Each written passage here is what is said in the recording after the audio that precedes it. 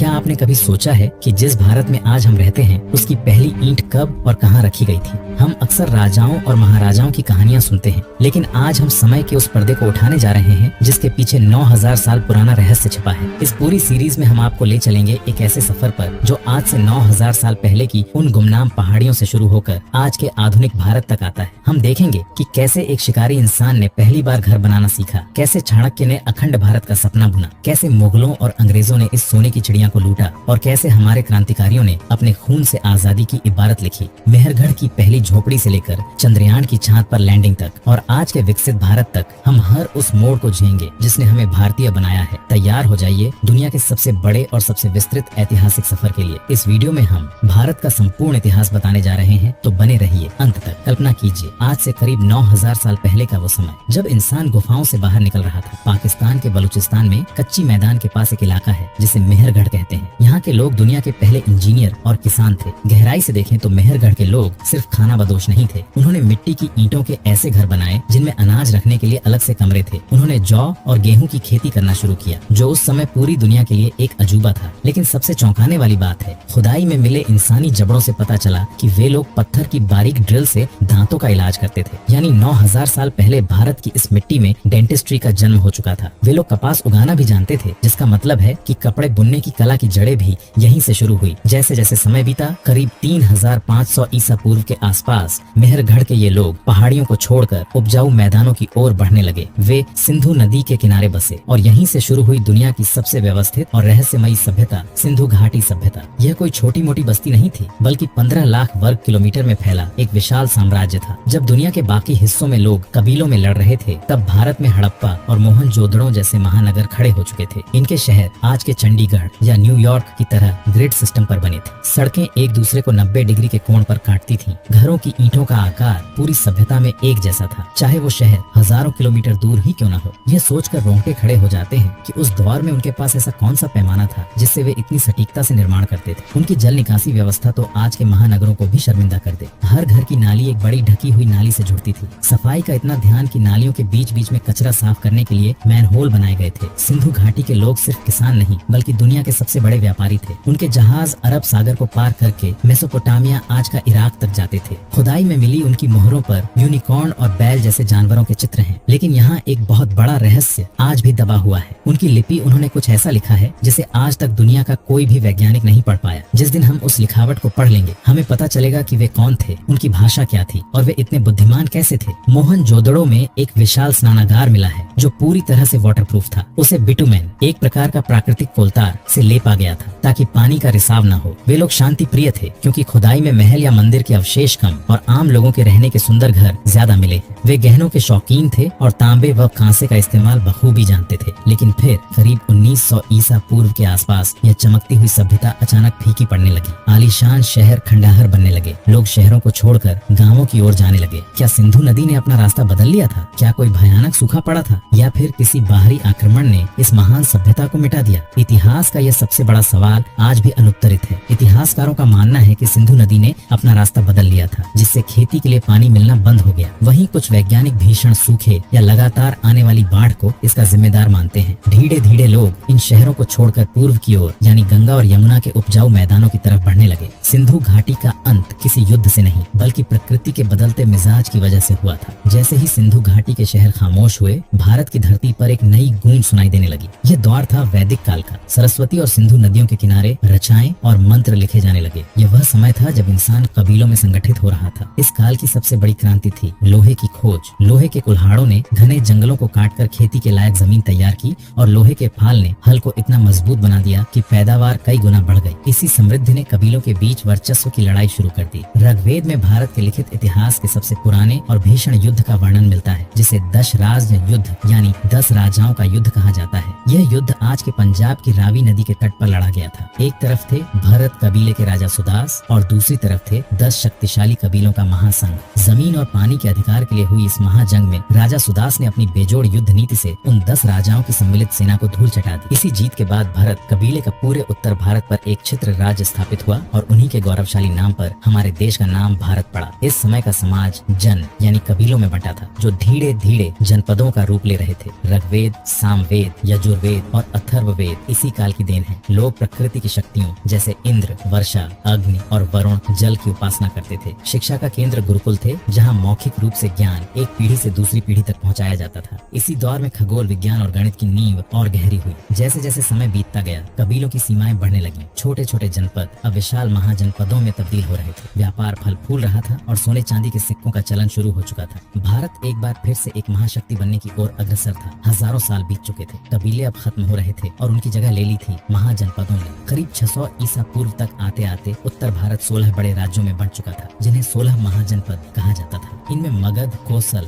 वत्स और अवंती सबसे शक्तिशाली थे, लेकिन इन सब में सबसे ऊपर उभर कर आया मगध। गंगा और सोन नदियों के बीच बसा मगध अपनी उपजाऊ जमीन और लोहे की खदानों की वजह से इतना अमीर हो गया था कि उसके पास उस समय की दुनिया की सबसे विशाल सेना थी। इसी दौर में भारत की धरती पर दो ऐसे महापुरुषों का जन्म हुआ जिन्होंने तलवार के बजाय ज्ञान से दुनिया को जीता, भगवान बुद्ध और भगवान महावीर। जब समाज जातिवाद और जटिल कर्मकांडों में उलझा हुआ था, तब सिद्धार्थ गौतम ने राजपाट छोड़कर सत्य की खोज की और बुद्ध कहलाए। उन्होंने अहिंसा और प्रेम का मार्ग दिखाया, जिसने न केवल भारत बल्कि पूरे एशिया की सोच बदल दी। उसी समय महावीर जैन ने जियो और जीने दो का संदेश देकर लोगों को आत्म संयम की सीख दी। ये भारत के इतिहास का वह समय था जब हमारा दर्शन और अध्यात्म अपने चरम पर था, लेकिन जहाँ एक तरफ शांति की गूंज थी, वहीं दूसरी तरफ युद्ध के नगाड़े बजने वाले थे। पश्चिम में यूनान का राजा सिकंदर, अलेक्जेंडर द ग्रेट, पूरी दुनिया को जीतने का सपना लिए भारत की सरहदों तक पहुंच चुका था। साल 326 ईसा पूर्व में सिकंदर ने खैबर दर्रे को पार किया और सिंधु नदी के तट पर आ खड़ा हुआ। उसका सामना हुआ पंजाब के निडर राजा पोरस से। झेलम नदी के किनारे वह ऐतिहासिक युद्ध हुआ जिसे हाइड्सपेश का युद्ध कहा जाता है। एक तरफ सिकंदर की विश्व विजेता यूनानी सेना थी और दूसरी तरफ राजा पोरस के विशाल हाथी। युद्ध इतना खूंखार था कि सिकंदर की सेना ने पहली बार ऐसा प्रतिरोध देखा था। हालांकि पोरस युद्ध हार गए, लेकिन उनकी बहादुरी देखकर सिकंदर इतना प्रभावित हुआ कि उसने पोरस का राज्य उन्हें वापस लौटा दिया और उनसे दोस्ती कर ली। लेकिन सिकंदर की जीत का सफर यहीं थम गया। उसकी सेना ने व्यास नदी को पार करने से मना कर दिया। इतिहासकार कहते हैं कि सिकंदर के सैनिक थक चुके थे, लेकिन इसका एक बड़ा कारण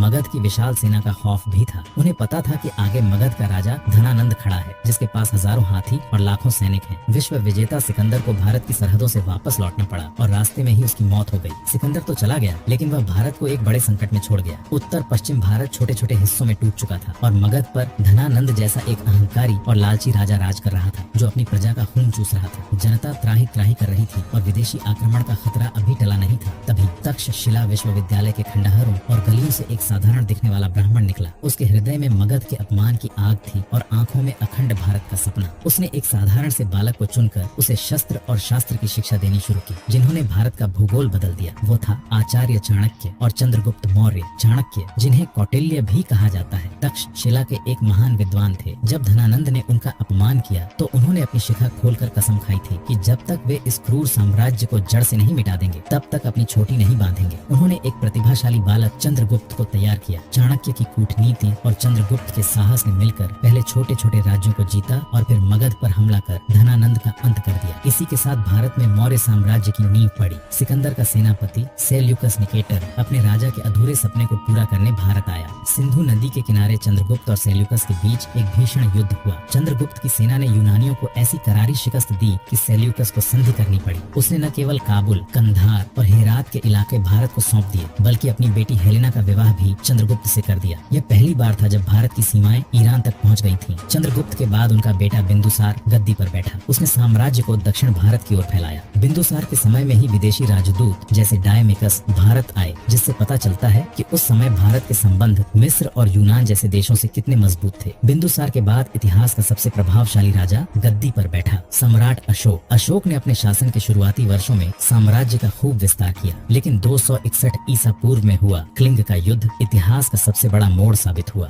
आज के ओडिशा में हुए इस युद्ध में करीब 1 लाख लोग मारे गए और 1.5 लाख बंदी बनाए गए। जब अशोक ने युद्ध के मैदान में खून की नदियां और मासूमों की लाशें देखी तो उनका हृदय कांप उठा। एक विजेता राजा ने वहीं अपनी तलवार फेंक दी और कसम खाई कि वह अब युद्ध घोष नहीं बल्कि धम्म घोष करेगा। अशोक ने बौद्ध धर्म अपना लिया और दुनिया को अहिंसा, करुणा और प्रेम प्रेम का संदेश दिया। उन्होंने पूरे भारत में शिलालेख और स्तंभ लगवाए, जिनमें से एक सारनाथ का सिंह स्तंभ आज भारत का राष्ट्रीय प्रतीक है। अशोक के काल में ही भारत का झंडा श्रीलंका, म्यांमार और मध्य एशिया तक लहराया, लेकिन तलवार के दम पर नहीं बल्कि ज्ञान के दम पर। अशोक के बाद मौर्य साम्राज्य के उत्तराधिकारी कमजोर निकले। धीरे धीरे दूर दराज के प्रांत आजाद होने लगे। मौर्य वंश के अंतिम राजा बृहद्रथ की हत्या उसी के सेनापति पुष्यमित्र शुंग ने कर दी। इसी के साथ भारत के पहले सबसे बड़े साम्राज्य का पतन हो गया। मौर्य साम्राज्य ने भारत को एक प्रशासन, एक मुद्रा और एक पहचान दी थी। मौर्य साम्राज्य के ढहते ही भारत एक बार फिर कई छोटे राज्यों में बंट गया। उत्तर में शुंग और कण्व वंश आए तो दक्षिण में सातवाहनों का उदय हुआ। लेकिन इस दौर की सबसे बड़ी हलचल भारत की उत्तर पश्चिमी सरहदों पर हो रही थी, जहाँ से विदेशी ताकतें भारत की धन दौलत देखकर खींची चली आ रही थी। जब उत्तर में युद्ध चल रहे थे तब दक्षिण और मध्य भारत में सातवाहन राजाओं का बोलबाला था। इन्हें दक्षिणापट के स्वामी कहा जाता था। इन्होंने ही अजंता और एलोरा की शुरुआती गुफाओं का निर्माण करवाया।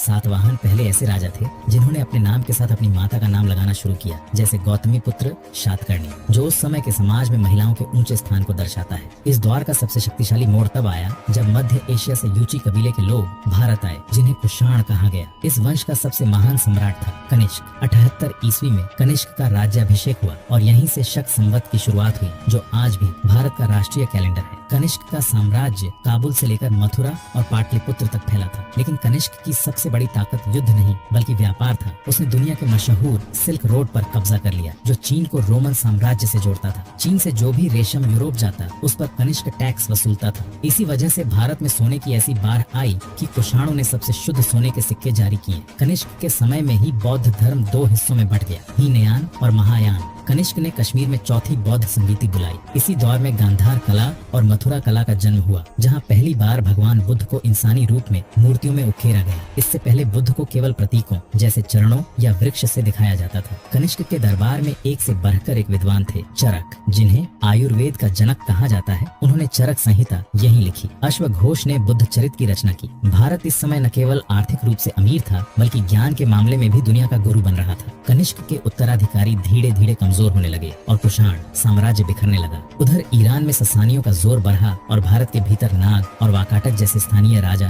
फिर से स्वतंत्र होने लगे। भारत एक बार फिर खंडित हो रहा था, लेकिन यह शांति किसी बड़े तूफान से पहले की खामोशी थी। मगध की धरती पर एक नया वंश जन्म लेने वाला था, जो भारत को उसकी खोई हुई एकता वापस दिलाएगा और इतिहास के पन्नों में एक ऐसा दौर लिखेगा जिसे दुनिया भारत का स्वर्ण युग कहेगी। कुषाणों के पतन के बाद भारत करीब 100 सालों तक छोटे छोटे राज्यों में बंटा रहा, लेकिन चौथी शताब्दी की शुरुआत में मगध की उसी ऐतिहासिक धरती पर गुप्त वंश का उदय हुआ। यह सिर्फ एक साम्राज्य की कहानी नहीं है बल्कि यह भारत के पुनर्जन्म की कहानी है। इस वंश के पहले बड़े राजा हुए चंद्रगुप्त प्रथम। उन्होंने लिच्छवी राजकुमारी कुमार देवी से विवाह करके अपनी राजनीतिक ताकत बढ़ाई और महाराजाधिराज की उपाधि धारण की। उन्होंने ही गुप्त संवत की शुरुआत की, लेकिन गुप्त वंश को असली पहचान दिलाई उनके बेटे ने, जिसे दुनिया भारत का नेपोलियन कहती है। समुद्रगुप्त केवल एक राजा नहीं बल्कि एक अजेय सेनापति था। इतिहासकार बताते हैं कि उसने उत्तर भारत के 9 राजाओं को जड़ से उखाड़ फेंका और दक्षिण भारत के 12 राजाओं को हराकर उन्हें अपना करदाता बनाया। उसकी सबसे बड़ी खूबी यह थी कि वह केवल युद्ध नहीं करता था बल्कि संगीत और कला का भी प्रेमी था। समुद्रगुप्त के बाद उनके बेटे चंद्रगुप्त द्वितीय गद्दी पर बैठे,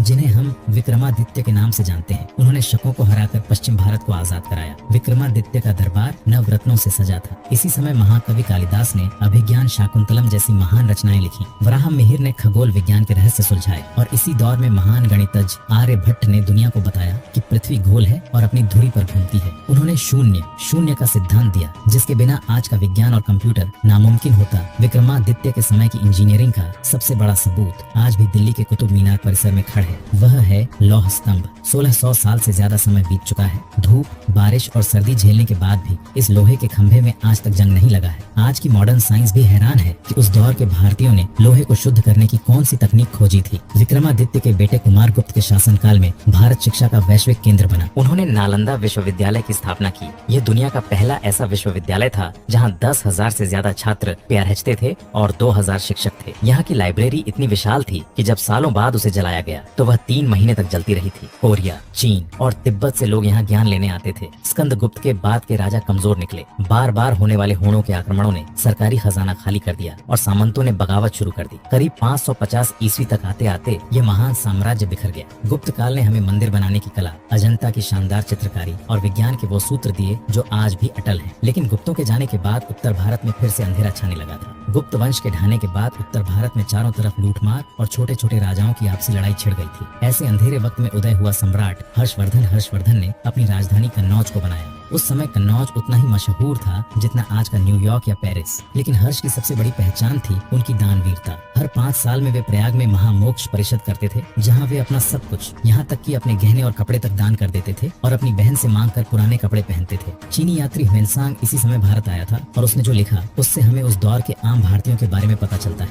उस समय के लोग बहुत शाकाहारी थे, प्याज और लहसुन बहुत कम लोग खाते थे। लोग शुद्ध सूती और रेशमी कपड़े पहनते थे। घरों को गोबर और मिट्टी से लीपा जाता था, लेकिन उनमें फूलों की सजावट और नक्काशी बहुत सुंदर होती थी। ह्वेनसांग लिखता है कि भारत के लोग अपनी जुबान के बहुत पक्के थे। घरों में ताले नहीं लगाए जाते थे और धोखेबाजी को सबसे बड़ा पाप माना जाता था। सड़कों के किनारे यात्रियों के लिए विश्राम गृह बने थे, जहाँ मुफ्त खाना और बिस्तर मिलता था। बाजारों में मसालों, चंदन, कस्तूरी और मलमल के कपड़ों की भारी मांग थी। भारत का मलमल इतना बारीक होता था कि पूरा थान एक अंगूठी के बीच से निकल जाता था। हर्षवर्धन के समय नालंदा विश्वविद्यालय अपने शिखर पर था। यह सिर्फ किताबी ज्ञान का केंद्र नहीं था, यहाँ न्याय शास्त्र, खगोल विज्ञान और चिकित्सा की पढ़ाई होती थी। विश्वविद्यालय में प्रवेश पाने के लिए द्वारपाल कठिन परीक्षा लेता था। अगर आप द्वारपाल के सवालों का जवाब नहीं दे पाए तो आप अंदर दाखिला नहीं ले सकते थे। सोचिए, जहाँ के चपरासी और दरबान इतने विद्वान थे, वहाँ के शिक्षक कैसे होंगे। हर्षवर्धन पूरे उत्तर भारत को जीत चुके थे, लेकिन जब उन्होंने दक्षिण की ओर कदम बढ़ाया तो नर्मदा नदी के तट पर उनका सामना हुआ चालुक्य वंश के महान राजा पुलकेशिन द्वितीय से। यह उस सदी का सबसे बड़ा युद्ध था। पुलकेशिन ने उत्तर की इस महाशक्ति को रोक दिया और हर्षवर्धन को संधि करनी पड़ी। इसके बाद नर्मदा नदी उत्तर और दक्षिण भारत की सीमा बन गई। इस दौर में हिंदू धर्म के साथ साथ बौद्ध धर्म भी फल फूल रहा था। प्रयाग और कन्नौज में बड़े धार्मिक सम्मेलन होते थे, जहाँ हजारों विद्वान घंटों बहस करते थे। यह वह दौर था जब भारत हथियारों से ज्यादा अपनी सोच और ज्ञान के दम पर दुनिया का नेतृत्व कर रहा था। हर्षवर्धन की मृत्यु के बाद उनका कोई वारिस नहीं था, जिसके कारण उत्तर भारत में फिर से अराजकता फैल गई। हर्षवर्धन के बाद उत्तर भारत का सिंहासन खाली था और उस समय कन्नौज पर राज करने का मतलब था पूरे भारत का राजा होना। इसी कन्नौज को पाने के लिए भारत के 3 कोनों से 3 विशाल फौजें आपस में भिड़ गईं। इसे इतिहास में त्रिपक्षीय संघर्ष कहा जाता है। पाल वंश, बंगाल के राजा जो कला और बौद्ध धर्म के प्रेमी थे। प्रतिहार वंश, राजस्थान के शूरवीर जो अपनी तलवार और ढाल के लिए जाने जाते थे। राष्ट्रकूट वंश, दक्कन के जांबाज जिन्होंने एलोरा का कैलाश मंदिर पहाड़ काट कर बनाया था। ये तीनों शक्तियां करीब 200 साल तक आपस में लड़ती रही। कभी पाल जीतते तो कभी राष्ट्रकूट उत्तर आकर सबको हरा देते, लेकिन इस आपसी लड़ाई का फायदा बाहरी हमलावरों को मिलने वाला था। 712 ईस्वी में इतिहास का यह वो मोड़ है जिसे भूलना मुश्किल है। अरब के खलीफा के सेनापति मोहम्मद बिन कासिम ने सिंध पर हमला किया। सिंध के राजा दाहिर ने बहादुरी से युद्ध किया, लेकिन गद्दारी और संसाधनों की कमी के कारण वे हार गए। ये पहली बार था जब भारत की जमीन पर विदेशी आक्रमणकारियों ने कदम जमाए। मंदिरों को तोड़ा गया और भारी लूटपाट हुई, लेकिन यह तो सिर्फ शुरुआत थी। जब विदेशी हमलावर सिंध से आगे बढ़कर मेवाड़ और राजस्थान की ओर बढ़े, तब उनका सामना हुआ एक ऐसे महामानव से जिसे इतिहास बप्पा रावल के नाम से जानता है। बप्पा रावल ने न केवल अरबों को राजस्थान से खदेड़ा, बल्कि उन्हें सिंध से बाहर निकालते हुए आज के अफगानिस्तान और ईरान की सीमा तक पीछा किया। कहते हैं कि बप्पा रावल का डर ऐसा था कि कई दशकों तक किसी ने भारत की सरहद पार करने की हिम्मत नहीं की। उन्होंने ही चित्तौड़गढ़ के किले की नींव मजबूत की थी। इस दौर में भारत का समाज बहुत बदल रहा था। गुप्त काल के मुकाबले अब जातियां और उपजातियां ज्यादा गहरी होने लगी थीं। दक्षिण भारत से नयनार और अलवार संतों ने भक्ति की लहर शुरू की, जो धीरे धीरे पूरे भारत में फैलने वाली थी। वास्तुकला का चमत्तीसी समय राष्ट्रकूट राजा कृष्ण प्रथम ने एलोरा में कैलाश मंदिर बनवाया। ये दुनिया का इकलौता ऐसा मंदिर है जिसे ऊपर से नीचे की तरफ एक ही चट्टान काट कर बनाया गया है। आज के इंजीनियर भी नहीं समझ पाते कि बिना मशीनों के 2 लाख टन पत्थर इतनी सटीकता से कैसे हटाया गया। भारत उस समय एक ऐसे सुंदर बगीचे की तरह था जिसकी खुशबू पूरी दुनिया में फैली थी। लोग खुश थे, मंदिर सोने से सजे थे और घरों में शांति थी। लेकिन हमारी इसी अति दयालुता और अति विश्वास ने हमें कमजोर कर दिया। हम युद्ध को भी धर्म मानते थे। हम निहत्थे पर वार नहीं करते थे, भागते हुए को मारते नहीं थे और सूर्यास्त के बाद तलवार म्यान में डाल लेते थे। लेकिन सरहद पार से जो आ रहा था उसके लिए युद्ध सिर्फ तबाही और लूट का जरिया था। गजनी के पहाड़ों से निकला महमूद गजनी, वह कोई राजा बनने नहीं आया था, वह भारत के गौरव को पैरों तले कुचलने आया था। साल 1000 से 1027 के बीच उसने 17 बार भारत पर हमला किया। सोचिए उस माँ पर क्या गुजरी होगी जिसका बेटा सरहद पर लड़ते हुए शहीद हो गया। इतिहास का सबसे दुखद पन्ना तब लिखा गया जब महमूद ने गुजरात के पावन सोमनाथ मंदिर पर हमला किया। सोमनाथ सिर्फ एक मंदिर नहीं था, वह करोड़ों भारतीयों की आस्था का केंद्र था। जब गजनी की फौज मंदिर के द्वार पर पहुंची तो हजारों निहत्थे पुजारी और भक्त मंदिर के गर्भगृह में शरण लेकर भगवान से रक्षा की गुहार लगा रहे थे। उन्हें लगा कि शायद उनकी भक्ति हमलावर का दिल पिघला देगी, लेकिन उस जालिम के दिल में रहम नहीं था। उसने हजारों निर्दोषों का कत्लेआम किया। मंदिर के उस पवित्र शिवलिंग को खंडित कर दिया गया जिसे लोग अपनी जान से ज्यादा प्यार करते थे। वह मंदिर की दीवारों से जड़े हीरे जवाहरात उखाड़ ले गया और उस सोने के दरवाजे को ले गया जिसे देखकर दुनिया दंग रह जाती थी। यहाँ दिल टूट जाता है ये सोचकर कि हमारे राजा आपस में लड़ने में इतने मशगूल थे कि जब पड़ोसी का घर जल रहा था तो दूसरे राजा को लगा कि वह सुरक्षित है। हमारी सबसे बड़ी हार हथियारों से नहीं बल्कि एकता की कमी से हुई। गजनी भारत से सिर्फ सोना नहीं ले गया, वह हमारे स्वाभिमान को जख्मी कर गया। वह हजारों भारतीयों को गुलाम बनाकर भेड़ बकरियों की तरह रस्सी से बांधकर ठंडे रेगिस्तानों में ले गया। रास्ते में प्यास और ठंड से तड़पते उन भारतीयों की चीखें आज भी इतिहास की हवाओं में सुनाई देती हैं। गांव के गांव उजाड़ दिए गए। जहां कभी वेदों के मंत्र गूंजते थे वहां अब मातम का सन्नाटा था। लोग डर के साए में जीने लगे। जो कलाकार सुंदर मूर्तियां बनाते थे उनके हाथ कांपने लगे। भारत जो दुनिया को ज्ञान बांटता था अब अपनी पहचान बचाने के लिए संघर्ष कर रहा था। लेकिन भारत की मिट्टी इतनी कमजोर नहीं थी कि खत्म हो जाए। इसी तबाही के बीच कुछ ऐसे नायक भी उठे जिन्होंने कसम खाई कि वे इन हमलावरों को चैन की नींद नहीं सोने देंगे। मालवा के राजा भोज और श्रावस्ती के राजा सुहेल देव ने बिखरती हुई ताकतों को फिर से जोड़ा। साल 1033 में बहराइच के युद्ध में राजा सुहेल देव ने गजनी की एक विशाल सेना का ऐसा अंत किया कि अगले 150 सालों तक किसी विदेशी की हिम्मत नहीं हुई कि वह भारत की तरफ आंख उठाकर भी देख सके। भारत एक बार फिर सुख और वैभव की गोद में सो रहा था। दिल्ली और अजमेर की गद्दी पर बैठा था एक ऐसा योद्धा जिसकी वीरता के किस्से हवाओं में तैरते थे। सम्राट पृथ्वीराज चौहान। कहते हैं कि पृथ्वीराज इतने कुशल थे कि वे आवाज सुनकर तीर चला सकते थे जिसे शब्द भेदी बाण कहा जाता है। लेकिन इसी समय पश्चिम से एक और अंधेरा बढ़ा चला आ रहा था। मोहम्मद घोरी। वह गजनी जैसा सिर्फ लुटेरा नहीं था, वह भारत को गुलाम बनाने का सपना लेकर आया था। 1191 ईस्वी में तराइन के मैदान में घोड़ी और पृथ्वीराज की सेनाएं टकराईं। राजपूतों के शौर्य के आगे घोड़ी की सेना ताश के पत्तों की तरह बिखर गई। पृथ्वीराज के भाई गोविंद राय ने अपने भाले से गौरी को ऐसा जख्म दिया कि वह मरते मरते बचा। गौरी को बंदी बना लिया गया। यहाँ भारत की अति दयालुता सामने आई। गौरी ने अपनी जान की भीख मांगी और पृथ्वीराज ने एक सच्चे क्षत्रिय की तरह उसे माफ कर दिया। उनके मंत्रियों ने समझाया कि महाराज इस सांप को छोड़ना खतरनाक होगा, लेकिन पृथ्वीराज ने कहा शरण में आए शत्रु को मारना हमारे संस्कार नहीं है। यही वो एक फैसला था जिसने भारत को सदियों का दर्द दे दिया। गौरी वापस जाकर एक एक दिन का बदला लेने की तैयारी करने लगा। उधर भारत के भीतर एक और कहानी चल रही थी। कन्नौज के राजा जयचंद और पृथ्वीराज के बीच गहरी दुश्मनी हो गई थी। जब जयचंद की बेटी संयोगिता ने पृथ्वीराज को अपना पति चुना तो जयचंद का अहंकार टूट गया। अपनी ही मिट्टी के एक राजा ने विदेशी हमलावर को न्योता भेज दिया,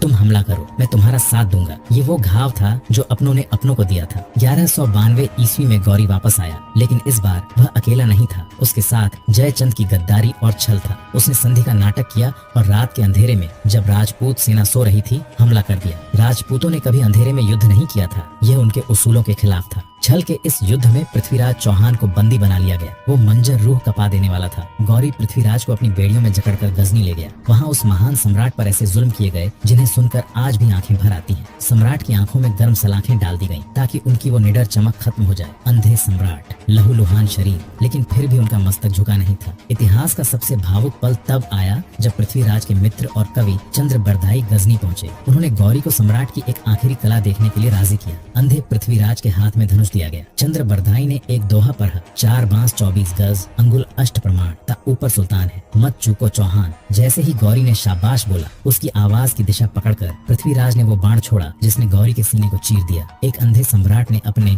और अपनी मातृभूमि के अपमान का बदला ले लिया। इसके तुरंत बाद दुश्मन के हाथों मरने के बजाय दोनों मित्रों ने एक दूसरे को खंजर मारकर अपनी लीला समाप्त कर ली। पृथ्वीराज के जाते ही दिल्ली के द्वार विदेशी शासकों के लिए खुल गए। दिल्ली की गलियों में सन्नाटा छा गया। वो मंदिर जहाँ सुबह शाम शंख बजते थे, अब वहाँ खौफ का साया था। हजारों वीरांगनाओं ने अपने सतीत्व की रक्षा के लिए जौहर करना शुरू कर दिया। भारत की वो आजाद हवा अब गुलामी की जंजीरों में जकड़ी जाने वाली थी। तराइन के उस दूसरे युद्ध ने साबित कर दिया कि जब जब भारत अपनों की गद्दारी से हारा है, तब तब पूरी सभ्यता को उसकी कीमत चुकानी पड़ी है। अब शुरू होने वाला था दिल्ली सल्तनत का वो दौर, जहाँ कुतुबुद्दीन ऐबक और अलाउद्दीन खिलजी जैसे शासक भारत की संस्कृति को अपनी तलवार से परखने वाले थे। पृथ्वीराज चौहान के पतन के बाद विदेशी हमलावरों का हौसला 7वें आसमान पर था। मोहम्मद गौरी तो वापस चला गया, लेकिन उसने अपने पीछे छोड़ दिया एक ऐसा खूंखार सेनापति जिसे इतिहास बख्तियार खिलजी के नाम से जानता है। यह आदमी जीत का भूखा नहीं था, ये भारत की संस्कृति और ज्ञान को जड़ से मिटाने का भूखा था। 1193 ईस्वी में बिहार की धरती पर दुनिया का सबसे बड़ा विश्वविद्यालय खड़ा था, नालंदा, जहाँ 10,000 छात्र और 2,000 शिक्षक रहते थे। नालंदा कोई साधारण जगह नहीं थी, वह भारत का दिमाग थी। लेकिन खिलजी को लगा कि यह कोई किला है। जब उसे पता चला कि यहाँ तो निहत्थे भिक्षु और किताबें हैं, तो उसका गुस्सा और बढ़ ही गया। कहा जाता है कि खिलजी बीमार पड़ा था और किसी हकीम से ठीक नहीं हो रहा था। जब नालंदा के आयुर्वेद आचार्य राहुल श्रीभद्र ने उसे ठीक कर दिया, तो उसे एहसास हुआ कि भारतीयों का ज्ञान उसके धर्म और उसकी सोच से कहीं आगे है। इसी जलन और नफरत में उसने नालंदा को जलाने का आदेश दे दिया। नालंदा की लाइब्रेरी, जिसे धर्मगंज कहा जाता था, उसमें इतनी किताबें थीं कि जब उसे आग लगाई गई तो वह 3 महीने तक जलती रही। सोचिए, हमारे पूर्वजों की हजारों साल की रिसर्च, विज्ञान, गणित, खगोल शास्त्र और आयुर्वेद के वो रहस्य जिन्हें आज की मॉडर्न साइंस भी नहीं ढूंढ पाई, वे सब उन 3 महीनों में धुआं बनकर उड़ गए। उन किताबों के साथ साथ हजारों बेकसूर बौद्ध भिक्षुओं को जिंदा जला दिया गया। वह आग सिर्फ नालंदा में नहीं लगी थी, वह भारत की आने वाली नस्लों के भविष्य में लगी थी। बिहार को रौंदने के बाद खिलजी बंगाल की ओर बढ़ा। वहाँ के राजा थे लक्ष्मण सेन। खिलजी ने सिर्फ 18 घुड़सवारों के साथ एक व्यापारी के भेष में महल में घुसकर हमला किया। राजा लक्ष्मण सेन को अपनी जान बचाकर भागना पड़ा। बंगाल की वो धरती जो कला और संस्कृति का गाढ़ा थी, अब घोड़ों की टापों और चीखों से गूंज रही थी। उस समय के आम भारतीयों की हालत की कल्पना कीजिए। कल तक जहाँ शांति से व्यापार और पढ़ाई होती थी, आज वहाँ सिर्फ खौफ था। हजारों लोगों को धर्म बदलने पर मजबूर किया गया। जो नहीं माने उन्हें मौत के घाट उतार दिया गया। हमारी सड़कों पर अब भारतीय राजाओं के बजाय विदेशी सेनाओं का पहरा था। भारत के लोग अपनी ही जमीन पर पराया महसूस करने लगे थे। 1206 ईस्वी में मोहम्मद गौरी की हत्या के बाद उसका गुलाम कुतुबुद्दीन ऐबक दिल्ली की गद्दी पर बैठा। यहीं से शुरू हुआ गुलाम वंश। दिल्ली की कुव्वत उल इस्लाम मस्जिद को बनाने के लिए 27 हिंदू और जैन मंदिरों को तोड़ा गया। मंदिरों के उन नक्काशीदार खंभों को देखकर आज भी पत्थर रोते महसूस होते हैं कि कैसे एक महान कला को नफरत की भेंट चढ़ा दिया गया। हम टूट चुके थे, हमारे मंदिर खंडित थे और हमारा ज्ञान जल चुका था। लेकिन भारत की आत्मा को मारना इतना आसान नहीं था। जब जुल्म बढ़ता है तो प्रतिरोध भी पैदा होता है। दिल्ली की गद्दी पर अब एक ऐसा सुल्तान बैठा था जिसका लालच और क्रूरता सारी हदें पार कर चुकी थी। अलाउद्दीन खिलजी। उसने अपने ही सगे चाचा को धोखे से मारकर सत्ता छीनी थी। वह पूरी दुनिया को जीतना चाहता था, लेकिन उसकी काली नजर टिकी थी मेवाड़ की शान चित्तौड़गढ़ पर। 1303 ईस्वी में अलाउद्दीन खिलजी मेवाड़ की रानी पद्मावती की सुंदरता की चर्चा सुनकर पागल हो उठा था। वह चित्तौड़ को सिर्फ जीतना नहीं चाहता था, वह मेवाड़ के सम्मान को अपने कदमों में झुकाना चाहता था। उसने एक विशाल सेना के साथ चित्तौड़ के अभेद्य किले को घेर लिया। महीनों तक घेराबंदी चली। किले के भीतर राशन खत्म होने लगा, लेकिन महारावल रत्न सिंह और उनके योद्धाओं ने हार नहीं मानी। जब छल से भी बात नहीं बनी तो खिलजी ने संधि का नाटक किया और महारावल रत्न सिंह को निहत्था पाकर बंदी बना लिया। यहाँ भारत की वही दरियादिली फिर भारी पड़ी, लेकिन मेवाड़ के 2 वीर योद्धाओं गोरा और बादल ने अपनी जान की बाजी लगाकर अपने राजा को छुड़ा लिया। गोरा और बादल की वो शहादत आज भी मेवाड़ के बच्चे बच्चे की जुबान पर है, जिन्होंने कटे हुए सिर के साथ भी दुश्मनों का संहार किया था। जब यह साफ हो गया कि अब युद्ध जीतना नामुमकिन है, तो चित्तौड़ के भीतर एक ऐसा फैसला लिया गया जिसे सुनकर पत्थर भी रो पड़े। राजपूत योद्धाओं ने तय किया कि वे केसरिया करेंगे, यानी सिर पर केसरिया साफा बांधकर मौत के मुंह में कूद पड़ेंगे। लेकिन उन हजारों महिलाओं का क्या होगा? क्या वे उन दरिंदों के हाथों अपनी अस्मत लुटने देंगी? नहीं। रानी पद्मिनी के नेतृत्व में 16,000 वीरांगनाओं ने तय किया कि वे दुश्मन की परछाई भी अपने शरीर पर नहीं पड़ने देंगे। किले के भीतर एक विशाल अग्निकुंड तैयार किया गया। जरा कल्पना कीजिए वो मंजर कैसा रहा होगा। हजारों माताएं अपनी गोदी में छोटे छोटे बच्चों को लिए दुल्हन के लिबास में तैयार होकर हंसते हंसते उस दहकती आग की ओर बढ़ रही थी। उनके पीछे उनके पति, भाई और बेटे खड़े थे, जो उन्हें आखिरी बार देख रहे थे। चीखें नहीं थी, सिर्फ एक सन्नाटा था और हर हर महादेव का उद्घोष।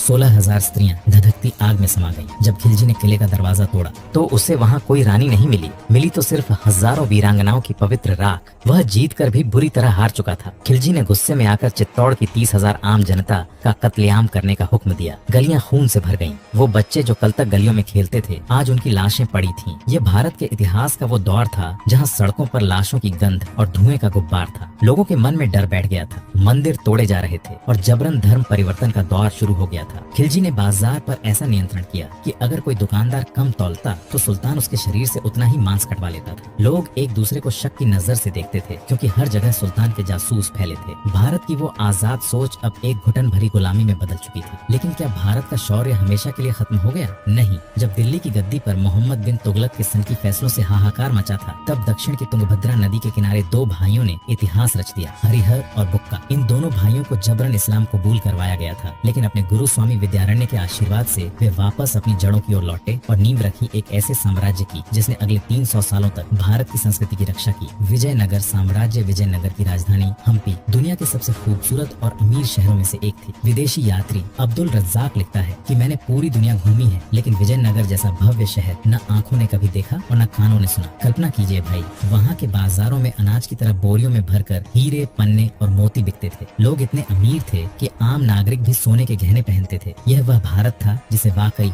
सोने की चिड़िया कहा जाता था। इस साम्राज्य के सबसे महान राजा हुए कृष्णदेव राय। वे जितने बड़े योद्धा थे उतने ही बड़े विद्वान भी। मुगल बादशाह बाबर ने अपनी आत्मकथा में लिखा था कि कृष्णदेव राय पूरे भारत के सबसे शक्तिशाली राजा हैं। उन्होंने न केवल दक्षिण को बाहरी हमलावरों से बचाया, बल्कि कला, संगीत और साहित्य को भी ऊंचाइयों पर पहुंचाया। हम्पी का विट्ठल मंदिर और उसके पत्थर के संगीत निकालने वाले खंभे आज भी दुनिया के इंजीनियरों के लिए एक पहेली है। विजयनगर सिर्फ एक राज्य नहीं था, यह एक उम्मीद थी। उत्तर भारत के जो विद्वान, कलाकार और पंडित अपने मंदिर और अपनी जान बचाने के लिए भाग रहे थे, उन्हें विजयनगर ने शरण दी। यहाँ की हवाओं में फिर से वेदों की गूंज सुनाई देने लगी। लेकिन यह खुशहाली पड़ोसी बहमनी सुल्तानों की आंखों में खटक रही थी। वे बर्दाश्त नहीं कर पा रहे थे कि कोई हिंदू साम्राज्य इतना शक्तिशाली कैसे हो सकता है। इतिहास का सबसे दर्दनाक मोड़ तब आया जब 5 सुल्तानों ने मिलकर विजयनगर पर हमला किया। तालीकोटा के युद्ध में विश्वासघात हुआ और विजयनगर की हार हुई। इसके बाद जो हुआ वह सुनकर पत्थर भी रो पड़े। हमलावरों ने 6 महीने तक हम्पी को लूटा और जलाया। उन भव्य मूर्तियों के नाक कान काट दिए गए, मंदिरों के खंभे तोड़ दिए गए। आज भी जब आप हम्पी के खंडहरों को देखते हैं तो उन पत्थरों से उस विनाश की चीखें सुनाई देती हैं। वह शहर जो कभी दुनिया का स्वर्ग था, उसे एक श्मशान बना दिया गया। हजारों कलाकार रातों रात बेघर हो गए। वो गलियां जो कभी संगीत से गूंजती थीं, अब वहाँ सन्नाटा था। लेकिन विजयनगर ने अपना काम कर दिया था। उसने दक्षिण भारत की संस्कृति को मिटने से बचा लिया था। आज हम जो दक्षिण के भव्य मंदिर देखते हैं, वे विजयनगर के शूरवीरों के बलिदान की वजह से ही खड़े हैं। साल 1526 की एक ठंडी सुबह हरियाणा के पानीपत के मैदान में 2 फौजें आमने सामने थीं। एक तरफ था दिल्ली का सुल्तान इब्राहिम लोदी, जिसके पास 1 लाख सैनिक और हजारों हाथी थे। दूसरी तरफ था काबुल से आया एक हमलावर जहीरुद्दीन मोहम्मद बाबर, जिसके पास सिर्फ 12,000 सैनिक थे। संख्या में इतने कम होने के बावजूद बाबर के पास एक ऐसी चीज थी जिसने भारत के वीरों को कभी संभलने का मौका ही नहीं दिया, तोपें और बारूद। भारत की धरती पर पहली बार तोपों के धमाकों ने हाथियों को डरा दिया और इब्राहिम लोदी की विशाल सेना खुद के ही हाथियों के पैरों तले कुचली गई। इब्राहिम लोदी युद्ध के मैदान में मारा गया और दिल्ली पर मुगलों का झंडा फहराया गया।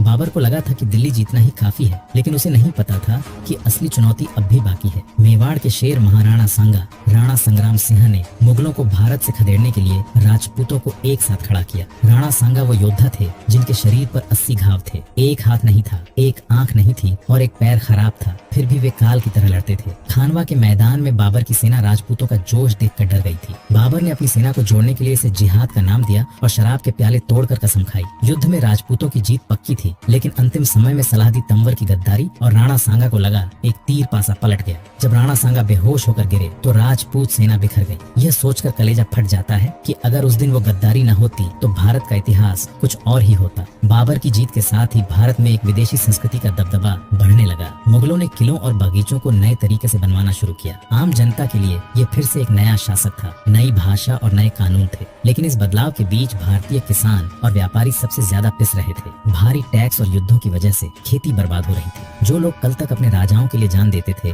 अब वे एक अजनबी सल्तनत के नीचे जीने को मजबूर थे। बाबर भारत की गर्मी और यहाँ की मिट्टी को कभी अपना नहीं पाया। 4 साल के भीतर ही उसकी मौत हो गई और गद्दी पर बैठा उसका बेटा हुमायूं। हुमायूं को विरासत में कांटों का ताज मिला था। मुगल बादशाह हुमायूं अपनी बदकिस्मती से जूझ रहा था। तभी बिहार की गलियों से एक अफगान शेर निकला, शेर शाह सूरी। शेर शाह सिर्फ एक योद्धा नहीं, एक विजनरी था। उसने हुमायूं को भारत से भागने पर मजबूर कर दिया और दिल्ली की गद्दी संभाली। शेर शाह ने वो काम किया जो आज भी हम देखते हैं, grand trunk road, GT road. उसने बंगाल से काबुल तक लंबी सड़क बनवाई, जिसके किनारे हजारों सराय और कुएं बनवाए। उसने हुक्म दिया था कि अगर किसी सराय में एक बूढ़ी औरत सोने की टोकरी लेकर भी सोए तो किसी चोर की हिम्मत नहीं होनी चाहिए कि उसे हाथ लगाए। उसने रुपया नाम का सिक्का चलाया जो आज भी हमारी पहचान है। लेकिन अफसोस, एक बारूद के धमाके में इस महान शासक की मौत हो गई और मुगल फिर से वापस लौट आए। हुमायूं का बेटा अकबर अब जवान हो चुका था। वह पूरे भारत को अपने नीचे लाना चाहता था। उसकी राह में सबसे बड़ा पत्थर था मेवाड़। अकबर ने चित्तौड़ को घेर लिया। यहाँ इतिहास का वो रहस्यमयी और दर्दनाक हिस्सा आता है जिसे कम ही लोग जानते हैं। जब मुगल सेना ने किले पर कब्जा किया तो अकबर ने गुस्से में आकर 30,000 निहत्थे स्थानीय लोगों और किसानों के कत्लेआम का हुक्म दे दिया। चित्तौड़ की वो गलियां जहाँ कभी त्योहार मनाए जाते थे, वहाँ इंसानी खून की नदियाँ बह रही थीं। यह वो घाव था जिसे मेवाड़ कभी नहीं भूल पाया। इसी तबाही और अपमान की राख से पैदा हुआ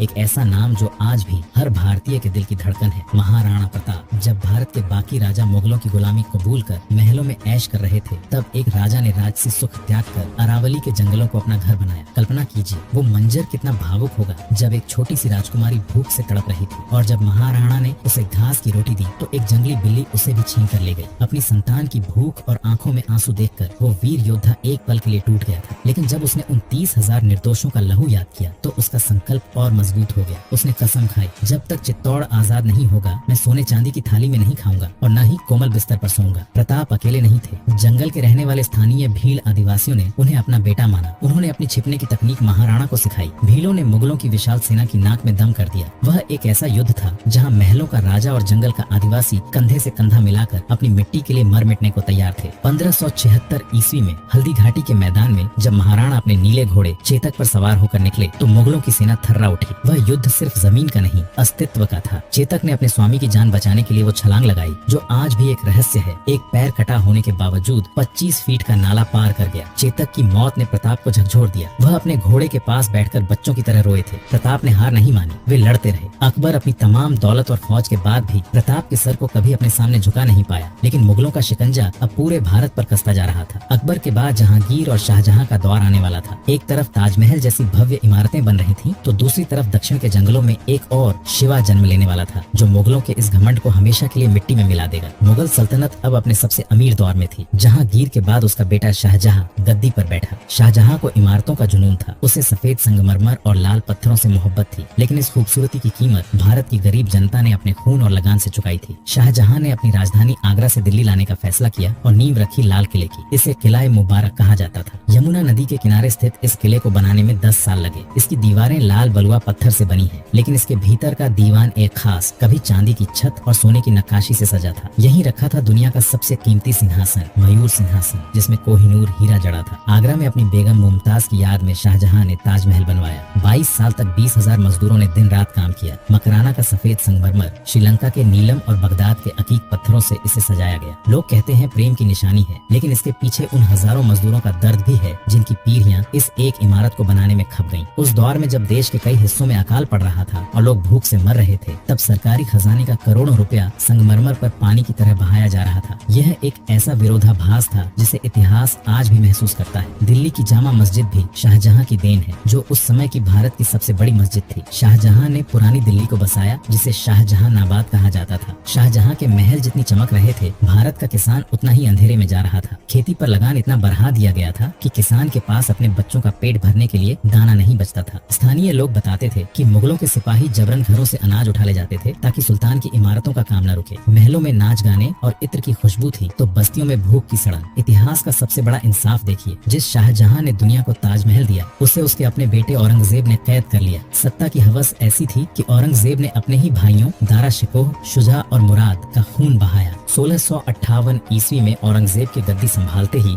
भारत का चेहरा बदलने लगा। संगीत पर पाबंदी लग गई, कलाओं का गला घोंटा गया और मंदिरों को तोड़ने का आदेश जारी हुआ। लेकिन इसी क्रूरता के बीच महाराष्ट्र की पहाड़ियों से एक ऐसी गर्जना होने वाली थी जो मुगलों के इस विशाल साम्राज्य की ईंट से ईंट बजा देगी। जब उत्तर भारत में मुगलों का शिकंजा कस रहा था और दक्षिण में बीजापुर के सुल्तान आम जनता पर जुल्म कर रहे थे, तब महाराष्ट्र की सह्याद्री पहाड़ियों में एक बालक जन्म ले रहा था जिसकी आंखों में आजादी का सपना था। माताजी जाऊ के संस्कारों और गुरु कोंडेव की शिक्षा ने शिवाजी को एक योद्धा ही नहीं, एक रक्षक बनाया। 1646 ईस्वी में मात्र 16 साल की उम्र में, जब आज के बच्चे खेलकूद में व्यस्त होते हैं, शिवाजी ने तोरणा किला जीतकर मुगलों और सुल्तानों की नींद उड़ा दी थी। उन्होंने किसी बड़े राजा की मदद नहीं ली, बल्कि उन्होंने साथ लिया उन मावलों का, वो आम किसान, चरवाहे और स्थानीय लोग जिन्हें समाज ने भुला दिया था। शिवाजी ने उन्हें सिखाया कि अपनी मिट्टी के लिए मरना क्या होता है। बीजापुर के सुल्तान ने अपने सबसे खूंखार और विशालकाय सेनापति अफजल खान को भेजा। उसने कसम खाई थी कि मैं उस पहाड़ी चूहे तुहे शिवाजी को जिंदा पकड़कर लाऊंगा या धूल में मिला दूंगा। उसने रास्ते में कई मंदिरों को तोड़ा और मासूमों को सताया ताकि शिवाजी गुस्से में बाहर निकले। प्रतापगढ़ के नीचे दोनों की मुलाकात हुई। अफजल खान ने गले लगाने के बहाने शिवाजी को अपनी फौलादी बाहों में जकड़ लिया और खंजर निकाल लिया, लेकिन शिवाजी तैयार थे। उन्होंने अपने बाघ नख से अफजल खान का पेट फाड़ दिया। यह सिर्फ एक जीत नहीं थी, यह उस जुल्म के अंत की शुरुआत थी। औरंगजेब ने छल से शिवाजी महाराज को आगरा बुलाया और उन्हें नजरबंद कर दिया। औरंगजेब को लगा कि उसने शेर को पिंजरे में डाल दिया है, लेकिन शिवाजी महाराज उससे कहीं ज्यादा चालाक थे। अपनी बीमारी का नाटक कर वे मिठाई की टोकरियों में छिपकर औरंगजेब की नाक के नीचे से निकल गए। जब औरंगजेब को पता चला तो वह अपना सिर पीट कर रह गया। यह मुगलों के अहंकार पर सबसे बड़ी चोट थी। 1674 ईस्वी में रायगढ़ के किले पर शिवाजी महाराज का राज्याभिषेक हुआ। वे केवल एक राजा नहीं बने, वे छत्रपति बने। उन्होंने अपनी नौसेना बनाई, जिसे भारतीय नौसेना का जनक कहा जाता है। उन्होंने मुगलों की फारसी भाषा के बजाय संस्कृत और स्थानीय भाषाओं को बढ़ावा दिया। उनके राज्य में महिलाओं का सम्मान इतना था कि युद्ध में पकड़ी गई दुश्मन की बहू को भी वे ससम्मान वापस भेज देते थे। शिवाजी महाराज के राज्य में किसान खुश थे। उन्होंने हुक्म दिया था कि सेना का कोई भी जवान किसी किसान के खेत से एक साग का पत्ता भी बिना पूछे नहीं तोड़ेगा। स्थानीय लोगों के लिए वे एक राजा नहीं, साक्षात ईश्वर का रूप थे, जिन्होंने सदियों की गुलामी के बाद उन्हें सिर उठाकर जीना सिखाया। 1680 ईस्वी में जब शिवाजी महाराज ने इस दुनिया से विदा ली तो पूरा महाराष्ट्र ही नहीं बल्कि पूरा भारत रो पड़ा था। लेकिन उन्होंने एक ऐसी आग लगा दी थी जिसे औरंगजेब अपनी पूरी ताकत लगाकर भी नहीं बुझा पाया। शिवाजी महाराज के जाने के बाद औरंगजेब को लगा कि अब मराठा साम्राज्य खत्म हो जाएगा। वह अपनी 5 लाख की विशाल सेना लेकर दक्षिण की ओर बढ़ा। उसे लगा था कि वह कुछ ही महीनों में पूरे दक्षिण को जीत लेगा, लेकिन उसके सामने चट्टान बनकर खड़े थे शिवाजी के बड़े बेटे छत्रपति संभाजी महाराज ने अपने 9 साल के शासनकाल में 120 से ज्यादा युद्ध लड़े और एक भी युद्ध नहीं हारा। उन्होंने मुगलों को, पुर्तगालियों को और अंग्रेजों को एक साथ धूल चटाई। औरंगजेब पागल हो उठा था। उसने कसम खाई थी कि जब तक वह संभाजी को नहीं हरा देगा तब तक अपना ताज सिर पर नहीं रखेगा। लेकिन रणभूमि में संभाजी को हराना मुमकिन नहीं था। भारत का इतिहास गवाह है कि हम कभी सामने से नहीं बल्कि हमेशा अपनों की गद्दारी से हारे हैं। संभाजी महाराज के अपने ही साले गणोजी शिर्के ने लालच में आकर मुगलों को उनके गुप्त ठिकाने का रास्ता बता दिया। संगमेश्वर में संभाजी महाराज को धोखे से बंदी बना लिया गया। उन्हें लोहे की भारी जंजीरों में जकड़कर औरंगजेब के सामने लाया गया। औरंगजेब ने संभाजी के सामने 3 शर्तें रखी। अपना सारा खजाना दे दो, सारे किले मुगलों को सौंप दो और अपना धर्म बदल लो। संभाजी महाराज ने गर्जना करते हुए कहा, अगर तुम मुझे अपनी बेटी भी दे दो और पूरा साम्राज्य भी, तब भी मैं अपना धर्म और स्वाभिमान नहीं छोड़ दूंगा। इसके बाद औरंगजेब ने जो किया वह क्रूरता की सारी हदें पार कर गया। सबसे पहले उनकी जीभ काट दी गई ताकि वे बोल न सके। उनकी आंखें निकाल ली गईं ताकि वे देख न सके। उनके हाथ पैर एक एक करके काट दिए गए। 40 दिनों तक रोज उनके शरीर की खाल खींची जाती थी और नमक छिड़का जाता था, लेकिन उस शेर ने एक बार भी उफ तक नहीं किया। हर घाव पर उनके मन में सिर्फ अपनी मिट्टी का प्यार था। 11 मार्च 1689 को संभाजी महाराज की हत्या कर दी गई और उनके शरीर के टुकड़ों को तुलापुर की नदी में फेंक दिया गया। औरंगजेब को लगा कि मराठा डर जाएंगे,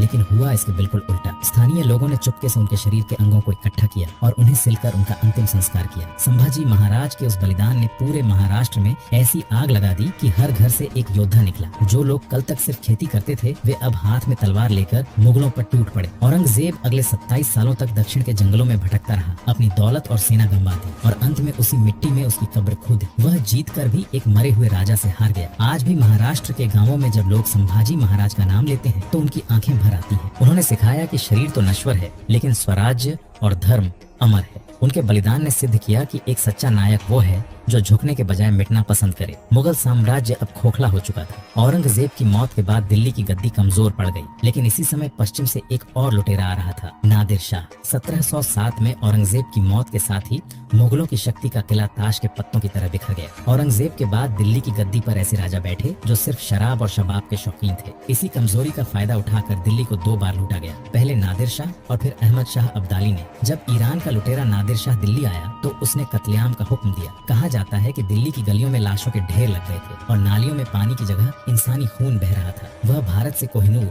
हीरा और शाहजहां का बेशकीमती मयूर सिंहासन लूट कर ले गया। दिल्ली अब कंगाल हो चुकी थी। इसी उथल पुथल के बीच ईस्ट इंडिया कंपनी नाम के कुछ अंग्रेज व्यापारी भारत में अपनी फैक्ट्रियां लगा रहे थे। शुरुआत में ये हाथ जोड़कर राजाओं के सामने व्यापार की भीख मांगते थे, लेकिन जब इन्होंने देखा कि भारतीय राजा आपस में ही लड़कर मर रहे हैं तो इन्होंने बांटो और राज करो की गंदी चाल चली। 1757 में इतिहास का वो काला दिन जिसने भारत की आजादी पर ताला लगा दिया। बंगाल के नवाब सिराजुद्दौला अंग्रेजों को खदेड़ने के लिए तैयार थे, लेकिन उनके अपने सेनापति मीर जाफर ने गद्दारी की। मीर जाफर अंग्रेजों के साथ मिल गया और युद्ध के मैदान में नवाब की आधी सेना लड़ने ही नहीं उतरी। नवाब को पकड़ा गया और मार दिया गया। बंगाल, जो उस समय भारत का सबसे अमीर प्रांत था, अब अंग्रेजों की मुट्ठी में था। अंग्रेजों ने बंगाल के खजाने को इस कदर लूटा कि वहाँ अकाल पड़ गया। लोग सड़कों पर घास खाने को मजबूर हो गए, जबकि अंग्रेज भारत का अनाज और सोना जहाजों में भर भर कर लंदन भेज रहे थे। कल्पना कीजिए उन बुनकरों की जो मलमल के बेहतरीन कपड़े बनाते थे। अंग्रेजों ने उनके अंगूठे कटवा दिए ताकि वे भारतीय कपड़ा न बना सकें और लोग इंग्लैंड से आने वाला कपड़ा खरीदने को मजबूर हों। हमारे किसान जो कभी शान से रहते थे, अब उन्हें अपनी ही जमीन पर मजदूरी करनी पड़ रही थी और नील उगाने के लिए मजबूर किया जा रहा था, जिससे जमीन बंजर हो जाती थी। अंग्रेजों ने भारत के राजाओं के बीच ऐसे जासूस छोड़े जो भाई को भाई से लड़वाते थे। वे राजाओं को सुरक्षा का लालच देकर उनसे भारी टैक्स वसूलते और धीरे धीरे उनके पूरे राज्य पर कब्जा कर लेते। भारत, जो ज्ञान और धन का केंद्र था, अब धीरे धीरे एक जेल में तब्दील हो रहा था। अंग्रेजों ने हमारे राजाओं को ठगा, हमारे किसानों को भूखा मारा और हमारे व्यापारियों को बर्बाद किया। लेकिन जब उन्होंने हमारे धर्म और हमारे मान सम्मान पर हाथ डाला तो वह आग भड़की जिसे बुझाना उनके बस में नहीं था। बैरकपुर की छावनी में एक ब्राह्मण सिपाही मंगल पांडे ने आवाज उठाई। अंग्रेजों ने नई एनफील्ड राइफल दी थी, जिसके कारतूस को मुंह से खोलना पड़ता था और फैली कि उसमें गाय और सुअर की चर्बी लगी है। यह सिर्फ धर्म की बात नहीं थी, यह अंग्रेजों द्वारा जानबूझकर भारतीयों को नीचा दिखाने की कोशिश थी। मंगल पांडे ने अंग्रेज अफसर पर गोली चला दी, उन्हें फांसी दे दी गई, लेकिन उनकी मौत ने पूरे देश में विद्रोह की लहर दौड़ा दी। 10 मई 1857 को मेरठ के सिपाहियों ने बगावत कर दी। उन्होंने अपने अफसरों को मार गिराया और जेलें तोड़कर अपने भाइयों को आजाद कराया। वे रात भर घोड़ों पर दौड़ते हुए दिल्ली पहुंचे और बूढ़े मुगल बादशाह बहादुर शाह जफर को फिर से भारत का सम्राट घोषित कर दिया। अंग्रेज थर थर कांपने लगे थे, क्योंकि पहली बार हिंदू और मुसलमान कंधे से कंधा मिलाकर उनके खिलाफ खड़े थे। इस क्रांति की सबसे चमकती तलवार थी रानी लक्ष्मीबाई। अंग्रेजों ने डॉक्ट्रिन ऑफ लैप्स के तहत उनकी झांसी हड़पनी चाहिए। महलों में पली बढ़ी उस महिला ने अपने पीठ पर अपने दत्तक पुत्र को बांधा, घोड़े की लगाम मुंह में दबाई और दोनों हाथों में तलवार लेकर अंग्रेजों के छक्के छुड़ा दिए। झांसी के किले की दीवारों से लेकर ग्वालियर के मैदानों तक लक्ष्मीबाई एक साक्षात काली की तरह लड़ी। जब वे शहीद हुई तो उनके दुश्मन जनरल रोज ने भी कहा था, विद्रोहियों में अगर कोई अकेला मर्द था तो वह यह औरत थी। इसके बाद कानपुर में नाना साहिब और उनके वफादार सेनापति तात्या टोपे ने अंग्रेजों को धूल चटाई। तात्या टोपे वो योद्धा थे जिन्हें पकड़ने के लिए अंग्रेजों को हजारों कोस दौड़ना पड़ा, लेकिन वे कभी उनके हाथ नहीं आए, सिवाय उस दिन के जब एक अपने ही साथी ने उनके साथ गद्दारी की। यह क्रांति सिर्फ सिपाहियों की नहीं थी। गांवों के किसानों ने हाथ में कुल्हाड़ी और डंडे लेकर अंग्रेजों की चौकियों पर हमला किया। अंग्रेजों ने इस क्रांति को दबाया और उन्होंने ऐसी क्रूरता दिखाई जो इंसानियत को शर्मसार कर दे। दिल्ली से लेकर कानपुर तक हजारों बेगुनाहों को सरेआम फांसी दी गई। लोगों को तोपों के मुंह पर बांधकर उड़ा दिया गया। गांवों के गांवों को आग लगा दी गई ताकि फिर कोई सिर उठाने की हिम्मत न करे। हम जीत के करीब थे, लेकिन फिर वही पुरानी बीमारी, एकता की कमी। कुछ रियासतें अंग्रेजों की मदद कर रही थीं। हमारे पास जज्बा था, पर उनके जैसी आधुनिक बंदूकें और संचार के साधन नहीं थे। क्रांति तो दब गई, लेकिन भारत की आत्मा जाग चुकी थी। 1857 के बाद अंग्रेजों का राज बदल गया। ईस्ट इंडिया कंपनी खत्म हुई और सीधे ब्रिटेन की महारानी का राज शुरू हुआ। अब अंग्रेजों ने हथियारों के बजाय कानून और शिक्षा को गुलामी का हथियार बनाया। लेकिन इसी बीच एक ऐसा बालक दक्षिण अफ्रीका से लौट रहा था जिसकी लाठी और सत्य के प्रयोग अंग्रेजों की बंदूकों पर भारी पड़ने वाले थे। 1857 की आग को अंग्रेजों ने दबा तो दिया था, लेकिन राख के नीचे अंगारे दहक रहे थे। 1915 में दक्षिण अफ्रीका से एक दुबला पतला इंसान भारत लौटा, जिसके हाथ में कोई तलवार नहीं थी, बस एक लाठी और सत्य का संकल्प था, महात्मा गांधी। गांधी जी ने बिहार के चंपारण के गरीब किसानों के आंसुओं को देखा, जिन्हें नील की खेती के लिए मजबूर किया जाता था। उन्होंने बिना हथियार उठाए अंग्रेजों को झुकने पर मजबूर कर दिया। धीरे धीरे पूरा भारत उनके पीछे खड़ा हो गया। लोग अपनी सरकारी नौकरियां छोड़ने लगे, विदेशी कपड़ों की होली जलाई जाने लगी और भारत की मिट्टी से बना खादी आजादी की वर्दी बन गया। इतिहास का सबसे काला दिन 13 अप्रैल 1919 था। अमृतसर के जलियांवाला बाग में बैसाखी के दिन हजारों लोग शांति से सभा कर रहे थे। जनरल डायर ने बिना किसी चेतावनी के इकलौते दरवाजे को बंद करवाया और निहत्थे मासूमों पर गोलियां चलवा दी। लोग जान बचाने के लिए वहां बने कुएं में कूदने लगे। लाशों से कुआं भर गया, लेकिन डायर की बंदूकें नहीं रुकी। उस दिन उस बाग की मिट्टी लाल हो गई थी। उस मिट्टी को देखकर एक 12 साल के बच्चे ने कसम खाई कि वह इस जुल्म का बदला लेगा। उस बच्चे का नाम था ऊधम सिंह। एक तरफ गांधी जी का अहिंसा मार्ग था, तो दूसरी तरफ उन युवाओं का जोश था जो कहते थे कि बहरों को सुनाने के लिए धमाल धमाकों की जरूरत होती है। जब लाला लाजपत राय पर लाठियां बरसाई गईं और उनकी मौत हुई तो भगत सिंह और उनके साथियों ने इसका बदला सैंडर्स को मार कर लिया। भगत सिंह ने असेंबली में बम फेंका, लेकिन किसी को मारने के लिए नहीं, बल्कि सोए हुए भारत को जगाने के लिए। उन्होंने भागने के बजाय गिरफ्तारी दी और 23 मार्च 1931 की वो रात जब पूरा भारत सिसक रहा था, तब 23 से 24 साल के ये नौजवान मेरा रंग दे बसंती चोला गाते हुए हंसते हंसते फांसी के फंदे पर झूल गए। उनकी शहादत ने देश के बच्चे बच्चे को क्रांतिकारी बना दिया। उस समय आम आदमी का जीवन कैसा था? नमक जैसी जरूरी चीज पर भी अंग्रेजों ने टैक्स लगा दिया था। तब गांधी जी ने दांडी यात्रा निकाली। सड़कों पर हजारों लोग उनके साथ पैदल चल रहे थे। महिलाएं जो घरों से बाहर नहीं निकलती थी, वे शराब की दुकानों के सामने धरना देने लगी। भारत अब डरना भूल चुका था। इलाहाबाद के अल्फ्रेड पार्क में जब चंद्रशेखर आजाद को अंग्रेजों ने घेर लिया तो उन्होंने अपनी आखिरी गोली खुद को मार ली। उन्होंने कहा था, आजाद ही रहे हैं, आजाद ही रहेंगे। जीते जी कोई भी अंग्रेज सिपाही उन्हें हाथ नहीं लगा पाया। अंग्रेज हैरान थे कि जिस देश को उन्होंने हथियारों के दम पर जीता था, वहाँ अब लोग सीना तान कर उनकी गोलियों के सामने खड़े हो जाते थे। भारत की जेलें भर चुकी थी, लेकिन आजादी की भूख बढ़ती जा रही थी। अब आजादी की लड़ाई अपने अंतिम दौर में थी। एक तरफ द्वितीय विश्व युद्ध की आग पूरी दुनिया में फैली थी, तो दूसरी तरफ तुम मुझे खून दो, मैं तुम्हें आजादी दूंगा का नारा देने वाले सुभाष चंद्र बोस ने अपनी सेना खड़ी कर ली थी। भारत की सड़कों पर एक ही नारा गूंज रहा था, अंग्रेजों भारत छोड़ो। लेकिन इसी दौरान एक ऐसा नायक उभरा जिसने समंदर पार जाकर भारत की पहली आजाद सेना खड़ी की, नेताजी सुभाष चंद्र बोस। तुम मुझे खून दो, मैं तुम्हें आजादी दूंगा। नेताजी का मानना था कि आजादी भीख में नहीं, छीन कर मिलती है। वे भेष बदलकर भारत से निकले और जर्मनी जापान पहुंच गए। उन्होंने आजाद हिंद फौज बनाई। पहली बार भारत की बेटियों ने भी कंधे पर बंदूक उठाई और रानी लक्ष्मीबाई रेजिमेंट का हिस्सा बनी। आजाद हिंद फौज ने जब मणिपुर के रास्ते भारत की जमीन पर कदम रखा और तिरंगा फहराया तो अंग्रेजों के पैरों तले जमीन खिसक गई। भले ही नेताजी एक विमान हादसे में लापता हो गए, लेकिन उनके जय हिंद के नारे ने भारतीय सेना के दिलों में विद्रोह का बीज बो दिया। अंग्रेजों को समझ आ गया कि अब वे भारत पर राज नहीं कर सकते, क्योंकि जिन भारतीय सिपाहियों के दम पर वे टिके थे, अब उन सिपाहियों ने ही बगावत कर दी थी। मुंबई में नौसेना के जहाजों पर तिरंगा फहराया गया। अंग्रेज जान गए कि अब बोरिया बिस्तर समेटने का वक्त आ गया है। जहाँ एक तरफ आजादी की तैयारी हो रही थी, वहीं दूसरी तरफ बंटवारे की काली लकीर खींची जा रही थी। एक अंग्रेज अफसर सिरिल रेडक्लिफ, जिसे भारत के भूगोल का पता तक नहीं था, उसने नक्शे पर एक लकीर खींचकर हजारों साल पुराने रिश्तों को दो टुकड़ों में बांट दिया। 14 से 15 अगस्त 1947 की वो रात लोग सोए तो एक देश में थे, लेकिन जागे तो दूसरे देश में। लाखों लोग अपने ही घरों में परदेसी हो गए। वह मंजर रूह कंपा देने वाला था। स्टेशनों पर खड़ी लाशों से भरी ट्रेनें, अपनों से बिछड़ते बच्चे और सड़कों पर बहता खून।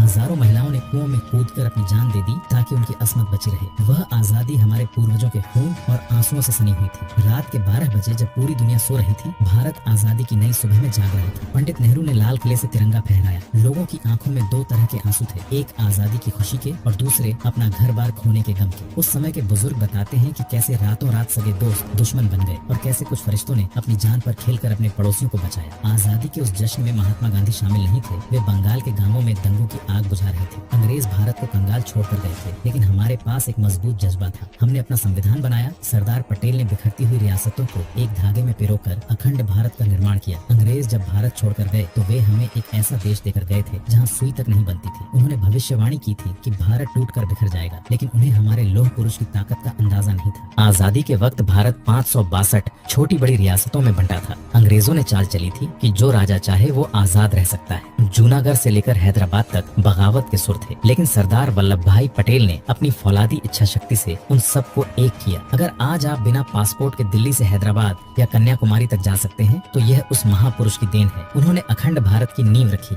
भारत अभी संभल ही रहा था कि हमें युद्धों में धकेल दिया गया। हमारे पास हथियार कम थे, कपड़े पतले थे, लेकिन रेजांगला जैसी जगहों पर हमारे जवानों ने आखिरी गोली और आखिरी सांस तक लड़कर दुनिया को बता दिया कि भारतीय सैनिक की हिम्मत क्या होती है। यह इतिहास का वो पल था जब भारत ने नक्शा बदल दिया। पाकिस्तान के 93,000 सैनिकों ने हमारे सामने घुटने टेक दिए। यह दुनिया के इतिहास का सबसे बड़ा सैन्य समर्पण था। उस समय की प्रधानमंत्री इंदिरा गांधी के फैसले ने भारत को दक्षिण एशिया की महाशक्ति बना दिया। एक दौर ऐसा भी आया जब देश में अनाज की कमी थी। तब सादगी के प्रतीक प्रधानमंत्री लाल बहादुर शास्त्री ने खुद एक वक्त का उपवास रखा और देश से भी यही अपील की। उन्होंने किसान और जवान को एक साथ खड़ा किया। आज हमारा किसान दुनिया का पेट भर रहा है और हमारा जवान दुनिया की सबसे ऊंची बर्फीली चोटियों सियाचिन पर हमारा तिरंगा बचा रहा है। क्या आपको पता है, जब भारत ने अपना पहला रॉकेट लॉन्च किया था तो उसके हिस्से साइकिल पर लाद कर ले जाए गए थे। दुनिया हम पर हंसती थी, लेकिन उसी भारत ने परमाणु परीक्षण 1974 और 1998 में पोखरण की रेत में धमाका करके दुनिया को बताया कि हम अब किसी के दबाव में नहीं आएंगे। आज भारत दुनिया का पहला ऐसा देश है जिसने चांद के दक्षिणी ध्रुव पर तिरंगा फहराया। जहां अमेरिका और रूस जैसे अमीर देश फेल हो गए, वहां हमारे वैज्ञानिकों ने अपनी कम लागत वाली तकनीक से करिश्मा कर दिखाया। आज का